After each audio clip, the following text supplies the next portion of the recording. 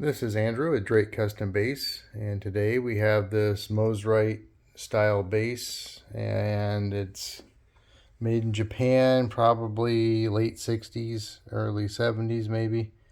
I don't know too much about this particular model.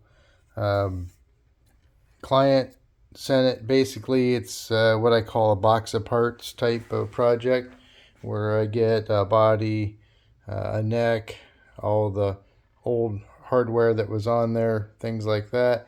I have disassembled this bass after testing it with some strings on it to make sure the truss rod works, and it does. So what the customer complaint is he doesn't like this bridge. This is a very narrow neck. I mean, it is 2 inches wide. I mean, it's a very skinny, narrow neck. And I imagine the pole spread is a little bit wider than that. So obviously the strings don't line up with the pickup. I don't know if the pickup even works because it's kind of irrelevant because he doesn't want to use this pickup. We're going to be placing another pickup that he has sent right about here. So that will be gone, and that will entail making another pick guard, but that's later on. The main thing we want to tackle first is that this bass, these are just laid on here. This bass has, and it had a shim, so it was a very high neck angle out of this. And it's almost too high for a standard bridge. He does not like this bridge. The strings, when they just slide side to side, I think somebody at one time tried to cut slots to keep strings from sliding around. He doesn't like this bridge and would like to use something more of a conventional bridge. For this spacing, more than likely I'm going to have to use individual string bridges. This is a very narrow spacing. And let's see if we can figure out what it is.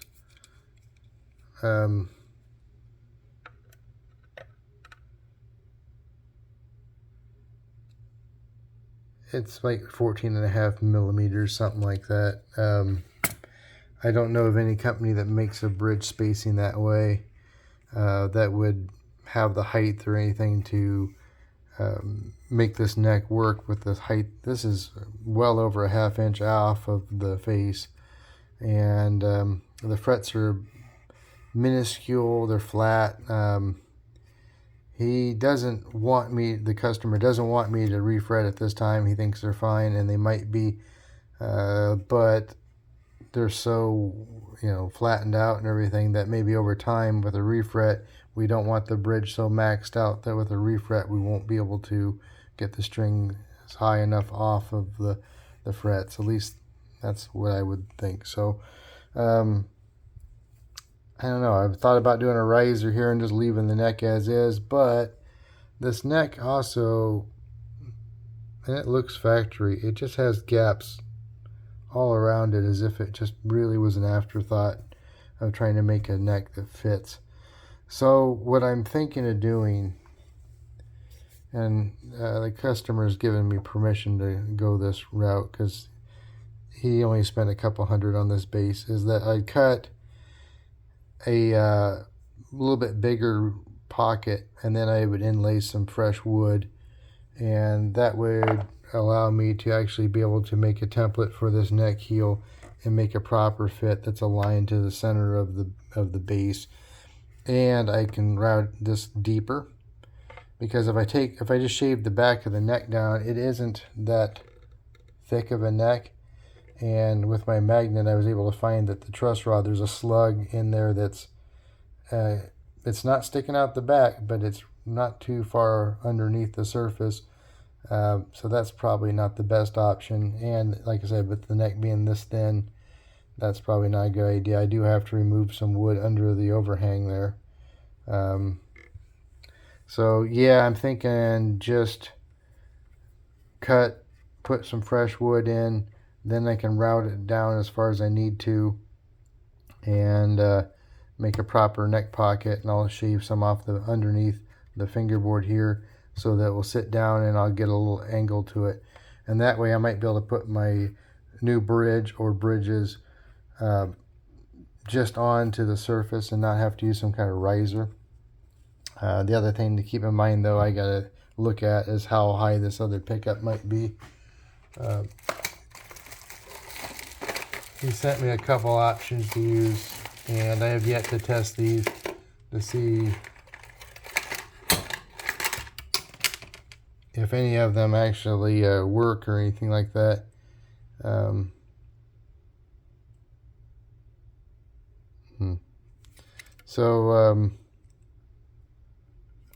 Well, it looks like Mr. Gravelin might have wound this one, rewound it, and repaired it, so that probably works.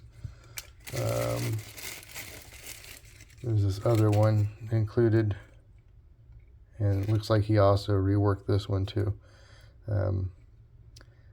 I'm sure these are out of some other bass. In fact, I think I've worked on a few bass for this client that had pickups just like this in it. Perhaps that Tysco. And it looks like Mr. Gravelin's put his sticker on there, so this one probably works as well. And it's probably actually sounding so much better than it originally did. Better output and whatnot. He does a phenomenal job on pickups.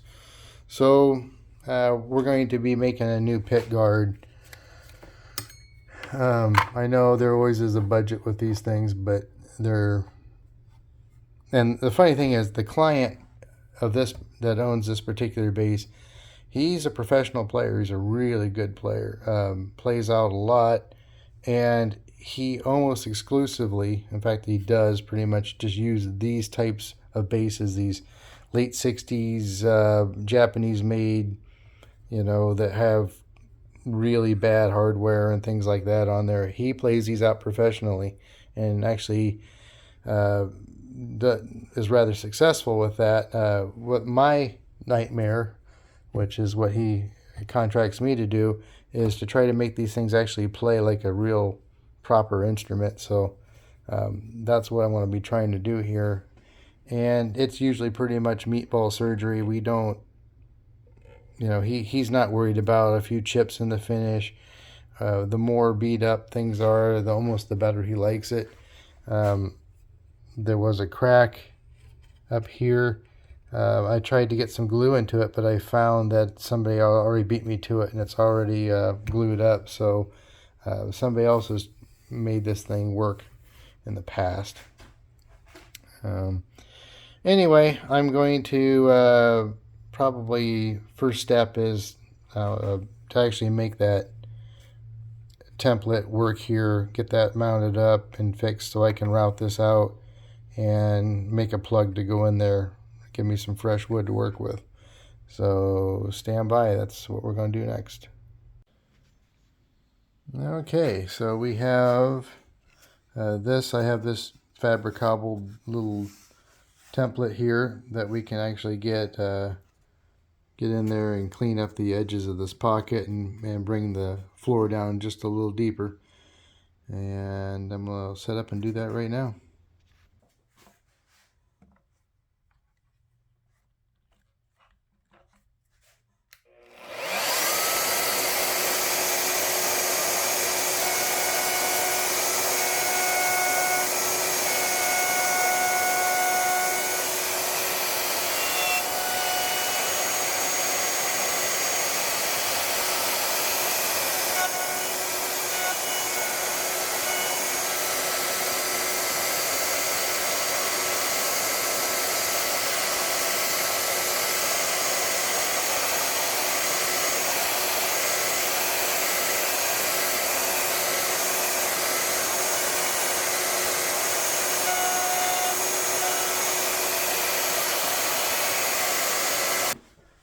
Okay, one thing I do not want to do is, since I used two-way carpet tape, I used the lighter tack stuff, but it's still enough that there's a crack in the finish and a few things here, and this old finish might just peel off. So what I don't want to do is just grab this and pull this off.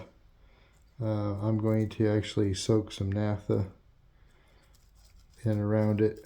It'll wick under there, and it will help remove the adhesive off the tape. And I've had to do this on vintage instruments before, due to the fact that a tape peel can really lead to disastrous results, which is in the bad things category.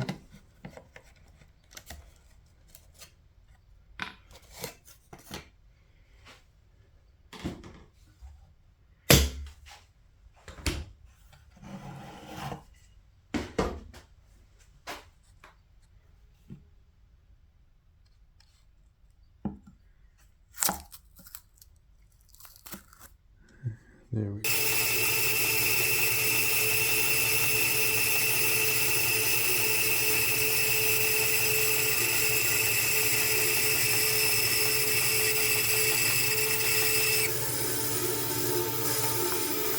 And I have it dry fit, and it gives me the opportunity to go ahead and cut this to size. At least do some trimming before I glue it in.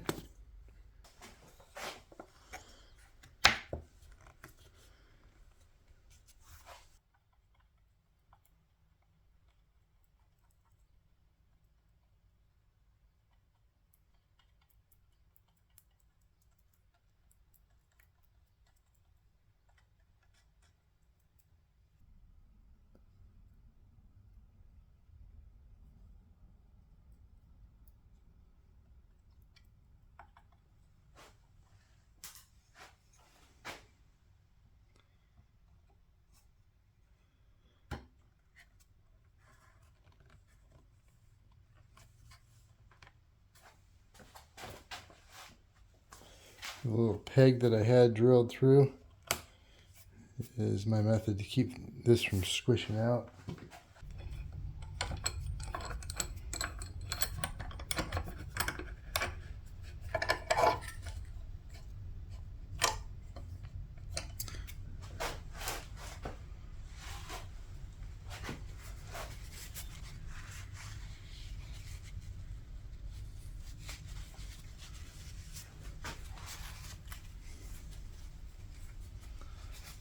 A little bit of cleanup.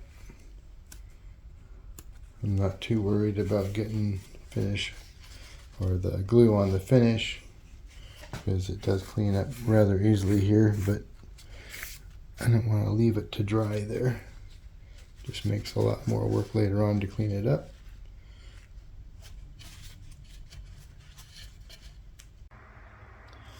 Okay, I'm back on this project today, and I have laid some tape and we're establishing a center line. Now granted, there isn't really much to go on for center lines, so I used one of the center holes of the bridge, and with my plug in here I measured side to side and found my center point there. To double check, this is not super accurate, but it gives me an idea. It's 2 inches. My ruler goes from 0 in the center and counts out, and it's exactly 2 inches to this route. Whether it be accurate or not, seems to place that line right about where I've drawn it, so we're going to go with that. And on this particular instrument, since we are replacing the bridge and putting something new here, once I have the pocket cut, I will align the bridge. It may be as much as a millimeter difference or whatever, but I can adjust that so everything going on will be centered to the actual neck. So what I need to do now is make a template so that we can cut a new neck pocket for this.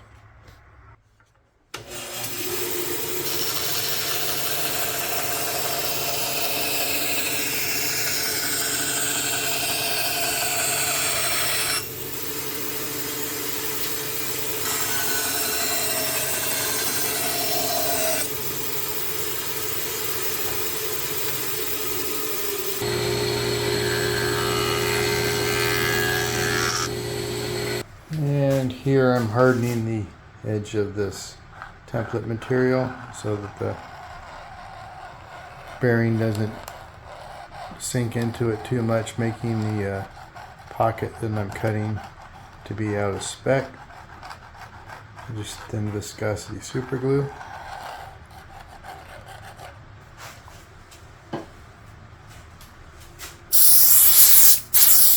Hit a accelerator.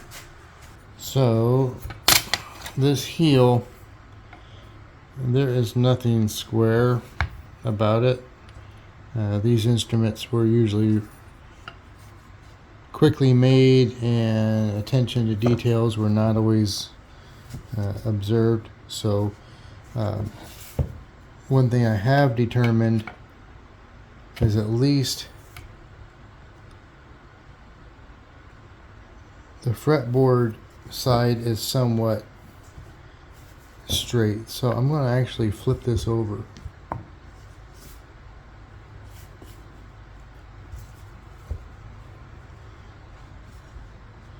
And try to construct my template using the edge of the fingerboard.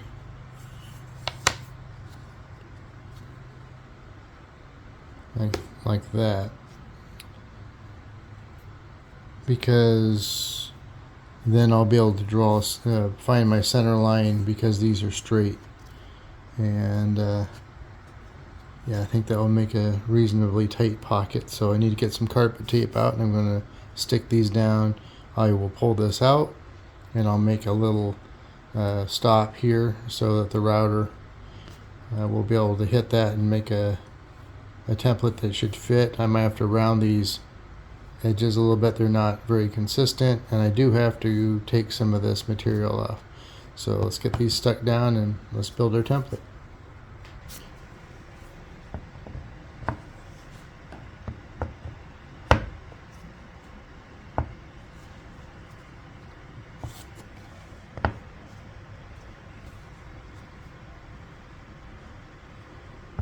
Yep, just the right amount of grip. I think that worked fine. Now I gotta get the router out and actually cut this out, and that will make our template, the bottom piece of the template, this will all disappear.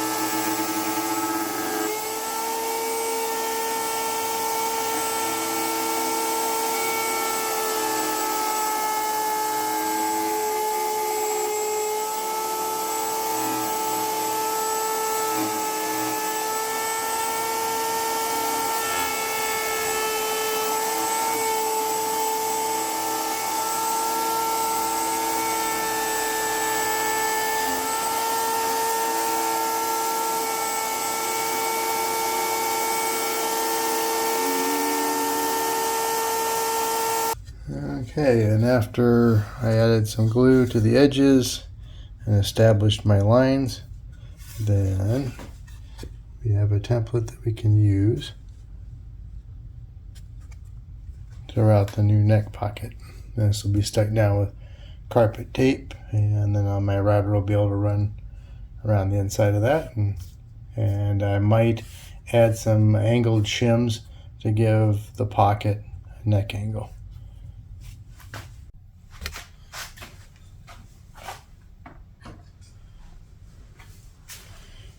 But before all that fun, I'm going to have to take a little bit of material off here so we can get a little bit lower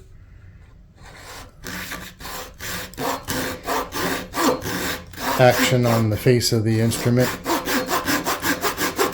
so we don't have to have such a high bridge.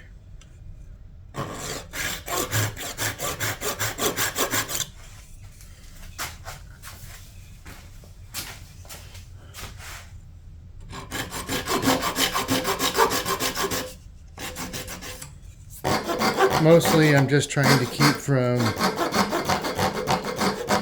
chipping big massive pieces of paint.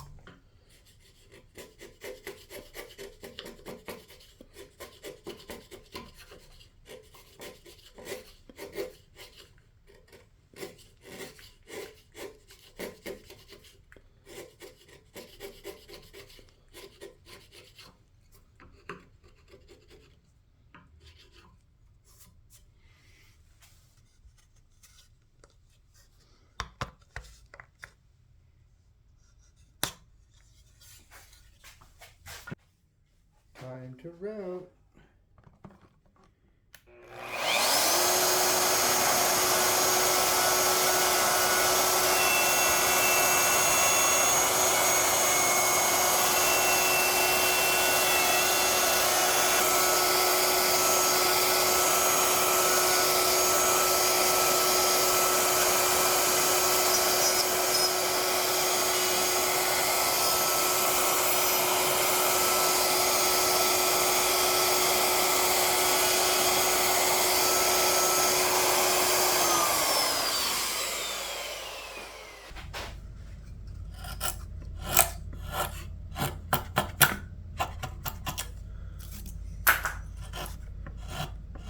Remove a little bit of the excess here.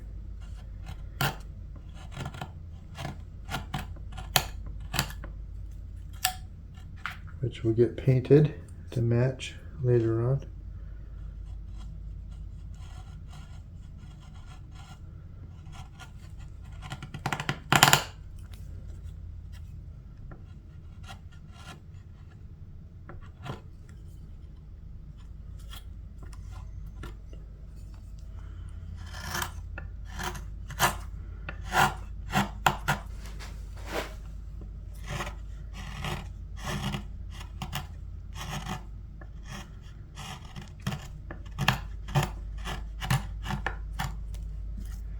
You can really get an idea how sloppy that pocket was.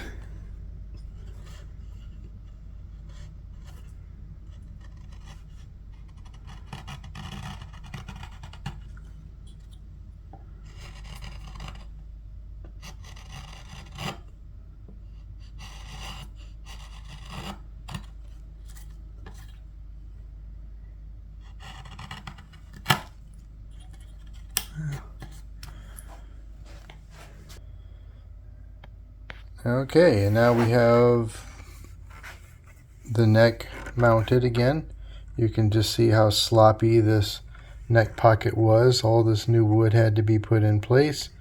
I will trim this back a little bit better, and I will try to find some probably automotive paint, touch-up paint that will match this red, just to touch up here so it doesn't look so bad. Alright, so what I did is I have a 0 ruler that counts out from the center, and I positioned it with carpet tape down to where the intonation line falls, where I'm drilling the holes for the screws. And I've placed these in the center, and that's how because these are going to be touching each other, there doesn't need to be special spacing necessarily.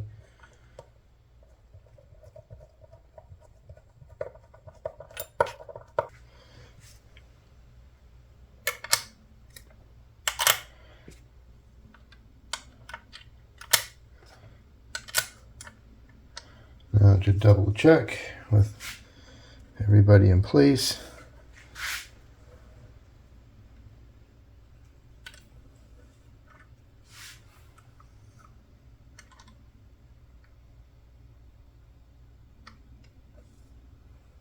If I can get my line straightened out here. Yeah, that's going to be just fine.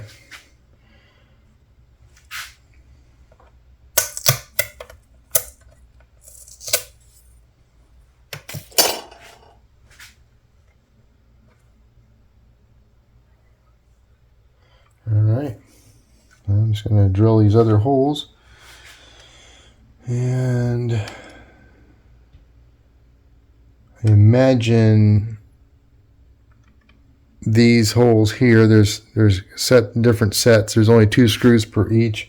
I imagine one is to allow for a string through option, which we are not going to be doing. So I'm just going to pick a set of holes and go for it. So I've marked the holes that I am going to be using and all the excessive holes. I'm just going to plug with some dowels, and that will show. I will touch up with some red touch-up paint.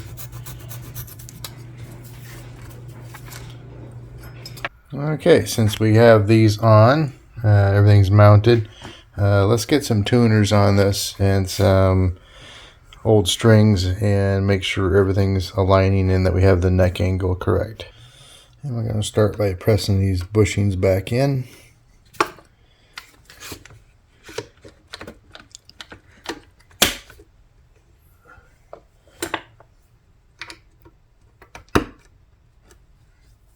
Some of these seem to pop right back into place. Rather easy. And some need a little assistance.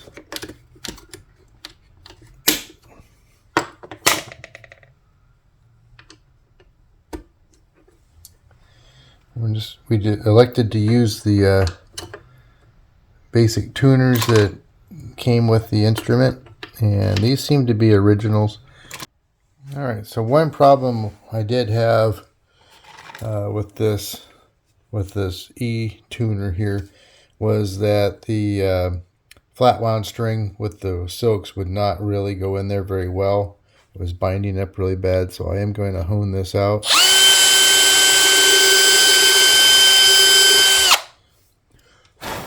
With a 2.5 millimeter. And I might just leave it at that right now and just see how that fits. Okay, strings are on. And I believe the spacing and alignment is going to work rather well with this little skinny neck.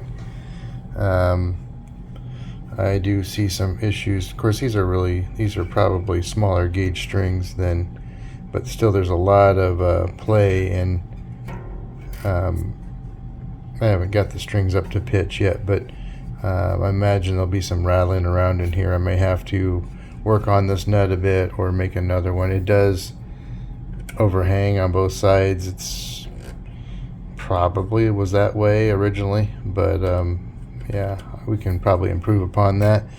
I think I've selected the pickup that we're going to use, and the reason why, well, a couple reasons. The cream color, this has knobs and things that are this color, but the main reason is that the pole alignment seems to be more appropriate, and yeah, I think I like this guy for this particular bass. And we're just going to put one pickup. We're going to recut a pick guard, and I'll make an appropriate route for this particular pickup. It looks to be a surface mount style. There's no ring or anything for it, but perhaps I'll check the threads. Maybe I can come up with something to make this so that the pick guards actually acts as the pickup ring. We'll see. Alright, so I made a shim. I just used one of these pre-cut type shims. I cut it down to the right. I traced around the heel and trimmed it down. It was a whole degree, which seemed to sort out the neck angle. So when I get the touch-up paint, I can go around the outside edges of that shim and also hit that with some red, and that seemed to sort it out. The neck was very, very, very straight. In fact, it was to the point where I had to open up and see what scary things lie within the truss rod compartment there. And it's a 5 mil But when I stuck the wrench down in there, of course this didn't give me much room, but it was loose. So the neck is very, very straight, and so I did dial in the height at the bridge to basic, it was like Fender specs, like 5/64 at the 17th, and it plays fairly clean. I am getting some rattle up here, and I can tell that somebody's worked the frets down quite a bit in this area. There is a little bit of a hump, so maybe at some point I might actually take this down to Nate's shop and we'll put it in the heat press and try to straighten that a little bit out. But I might be able to just dress it a little bit out of these frets, but I really hate to take those down any more than they really are. Yeah, there's a few things left to do here before I move on to the a pick guard and the pickup route that I need to do. So far, yeah, I think it's going to work just fine. Okay, if you're still with us, that means you've either A, enjoyed the video thus far, or maybe you fell asleep and just now waking up and joining back in with us here. Whichever the case, if you would mind, please reaching over, grabbing that remote or that mouse and hitting the like and subscribe buttons. That really helps us out, and it certainly gets us closer to our goal. We're not quite to 1,000 subscribers yet, and just a few more would actually get us our goal, and that really helps our channel out. This is the point where we get to find out if all of our measuring calculations, layout work paid off, and you know, I could totally live with that. The string alignment's pretty good, the pickup alignment's pretty good, and I even have it somewhat perpendicular to the string, so I think I did pretty good on this. I still have a few things left to do. I'm going to bevel, and I have to drill some holes for the additional screws that weren't going to be there before. I might just go ahead and plug and re-drill the holes in the bodies so everything aligns in fresh wood, and I'm probably going to replace all these worn out screws with a fresh set of pickguard screws. I also received some touch-up paint that I ordered in the mail, and I think that's going to work out fine. This is automotive touch-up paint, and I'm going to use that to kind of doctor up the areas where we had to correct the neck pocket. I'm going to do a couple of quick touch-ups on the finish here. There was that crack along here that's been filled with glue, and I think we can improve upon the appearance of it a little bit. I did purchase some touch-up paint, some automotive touch-up paint, which really I think is going to match just fine. We're going to brush a little bit of that on, try to flood that crack and fill it with some of this red touch-up paint. And I'll wipe off the excess.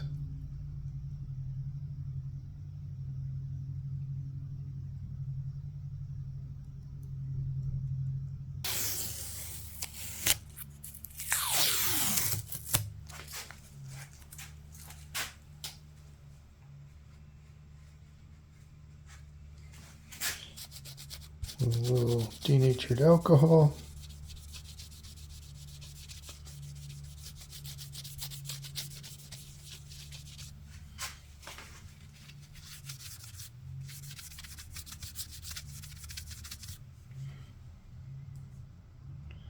Certainly a lot better. Let me get a small brush here.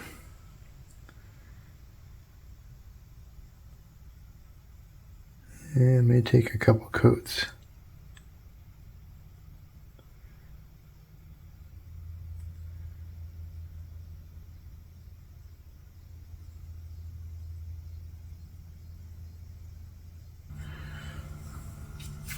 So while I'm at it, I might as well do the shim.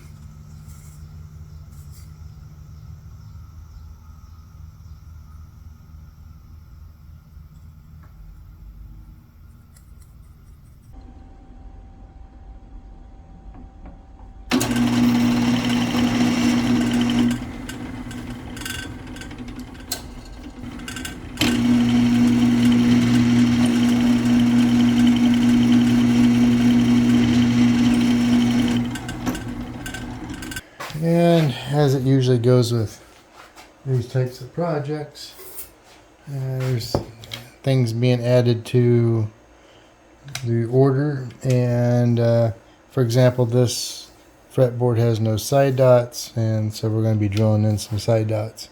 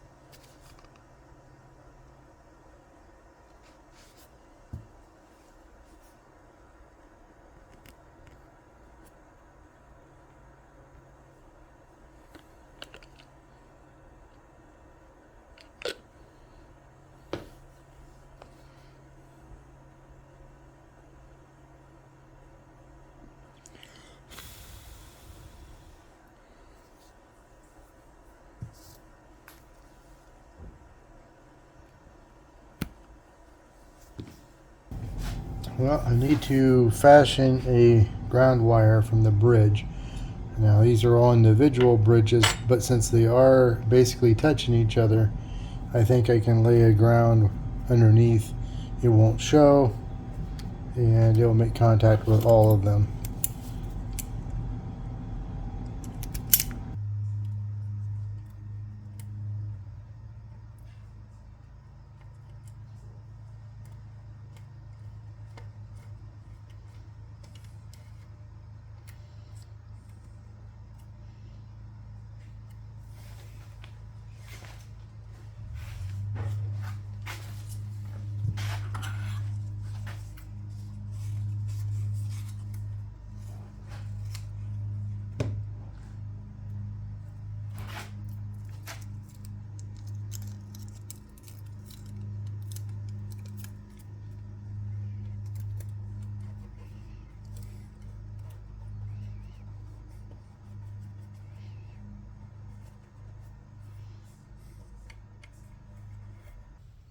Okay, I'm going to start by putting a bevel onto this pit guard in preparation for the electronics.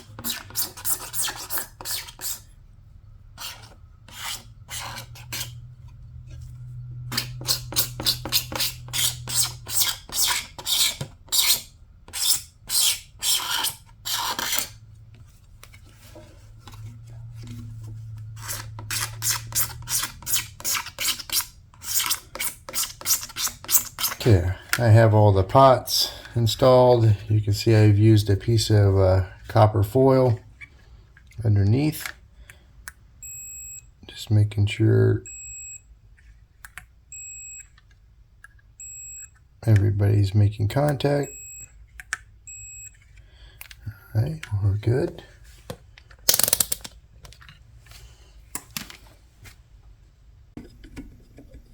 After making sure all the glue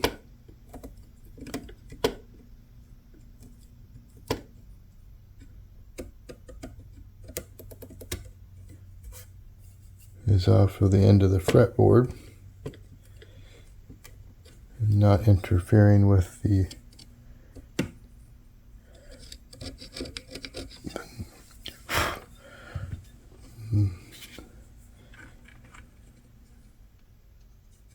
and we have no wobble, a nice tight fit, smooth on the sides. So I'm going to take a little bit of fish glue,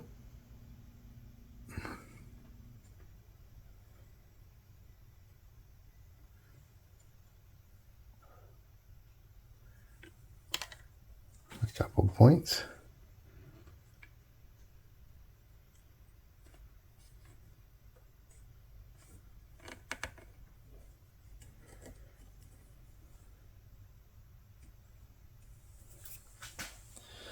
let that dry off, and I'll be back to put some strings on this.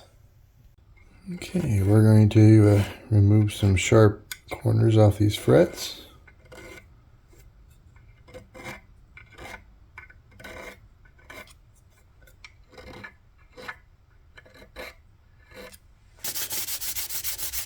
And we're going to clean up these frets a little bit. They're very, very flat and low to the deck. There's no material left for crowning or leveling or anything like that. So we're just going to clean them up, get rid of some of the scratches, and make them feel nice and smooth. Maybe a little light polishing, and we'll call that good. A little beeswax and orange oil.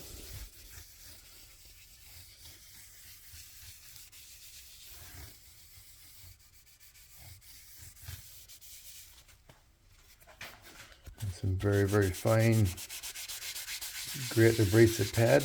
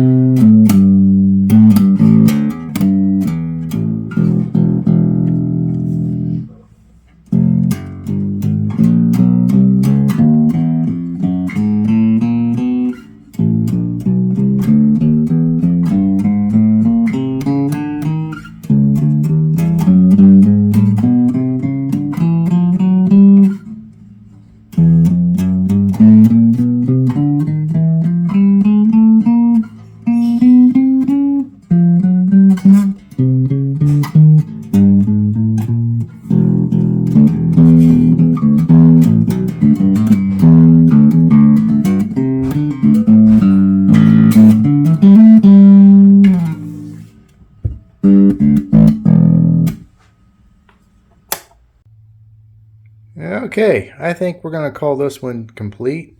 I have a set of new strings on there. I've been adjusting the action, dialing things in, and everything's playing well. I've been in contact with the client, and I think we're planning on shipping this out tomorrow. So I got to get this into a box. But yeah, everything is checking out nicely. I think the client's going to be very happy with this. Just a quick note for the client that when I put the strings on here, I discovered that this bass actually takes medium scale strings.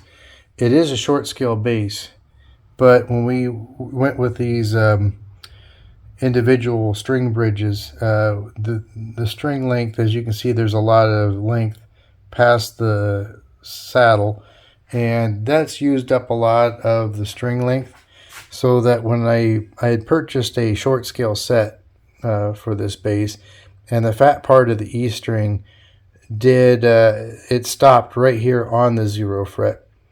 Right now there's a set of medium scale strings on here, and this is where the fat part stops on the E string. So this is the proper set to have on here.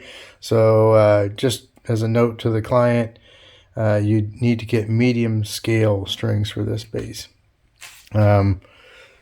So yeah, I think everything else turned out great. There's nothing really, there's no frills on this particular instrument to talk about. I'm happy with how the pickguard turned out. The pickup actually has a decent output. You really can't judge the tone by this amp I have out here on my bench. I mentioned that a few times in a few videos. It just doesn't sound as good. It distorts real easy. The action on the bass is pretty nice. We could really seriously use a refret, but it's just not in the budget. And since the bass is playing relatively clean up and down the neck, I've talked to the client. We're just going to leave things as they are. And yeah, so I hope you've enjoyed this video. I've had a really good time working on this particular project and making this video for you. If you would do us a big favor, you could click that like and subscribe buttons. We really appreciate that. We do have other videos coming up for you, so please don't miss out on those. And once again, I'm Andrew with Drake Custom Bass, And we'll see you in the next video.